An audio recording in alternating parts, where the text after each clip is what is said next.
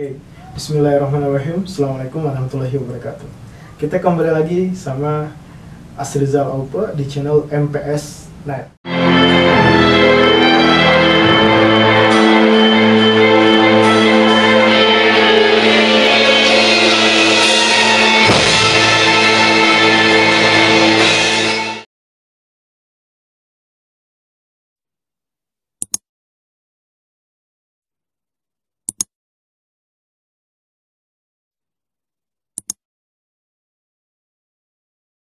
Oke, ada isu terbaru nih yang sekarang berkembang tentang masalah prostitusi online.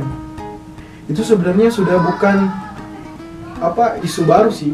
Soalnya dari dulu tuh sudah ada, di mana ada penyediaan jasa prostitusi artis, tapi itu pun sudah ditangkap dan itu pun isunya sudah berlalu. Kita sudah melupakan. Tapi tiba-tiba muncul lagi di permukaan. Dengan apa? Dengan kasus Vanessa PJ, inisial FA.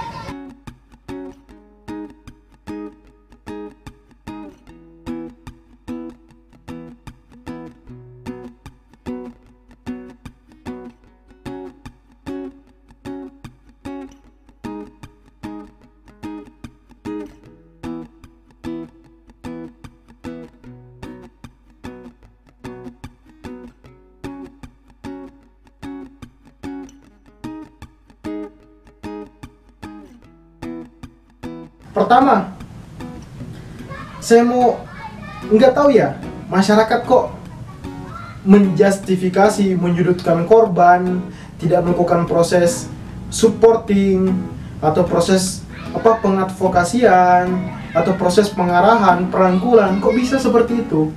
Malah faktanya sekarang itu korban itu saya nyatakan bahwa FA itu adalah korban. Alasan kenapa bisa jadi korban? Pertama, secara fakta dia itu katanya pertama kali sama teman lamanya dikomunikasikan sama inisial SK bahwa ada job di Surabaya. Jobnya meminta untuk FA itu untuk melakukan MC di suatu acara. Iya, singkat cerita dia ke Surabaya lah melakukan proses negosiasi tentang masalah ini. Terus SK ini melakukan bumbu-bumbu lah sampai penawaran negosiasi 80 juta untuk berkencan dengan inisial R. Artinya kan itu tertipu. Terus yang keduanya, kenapa saya mengatakan dia itu korban? Karena yang publik yang tahu, FA ini istilahnya disudutkan, banyak pemberitaan, hashtag misalkan 2019 menjemput rezeki lah, hashtag tentang masalah brainwashing, tentang masalah 80 juta yang dia ditarifkan lah untuk kencan bersama FA ini. Saya pikir mereka itu adalah korban, dia itu adalah korban. Kenapa? Karena tadi beberapa hal. Terus kita seperti apa? Saya berpikirnya kayak gini loh. Kok bisa ya kita pertama menyudutkan korban yang sebagai orang yang tertipu.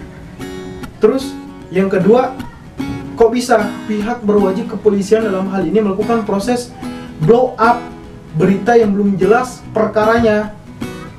Kenapa saya bilang belum jelas? Kita mau mengejar undang-undang apa coba? KUHP enggak. Apalagi itu lebih kepada sengketa lahan dan yang bukan. Hal yang paling dekat undang-undang yang mungkin, kata Hotman Paris, yang mungkin untuk dia jerat itu apa? Undang-undang nomor 21 tahun 2007 tentang masalah pemberantasan perdagangan orang. Tapi saya kira ini bukan perdagangan loh, karena semuanya suka sama suka. Artinya ada pertukaran jasa dengan barang di sini. Ada relasi barang dengan jasa.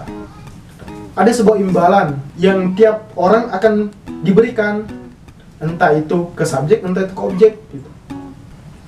Terus selanjutnya apalagi? Ada sebuah penyudutan tarif yang diberikan. Saya kira kenapa kita tidak advokasi masalah itu? Kenapa kita misalkan tidak melakukan sebuah proses perangkulan? Saya kira ada relasi, ada relasi kekuatan yang tidak setara antara perempuan dengan lelaki.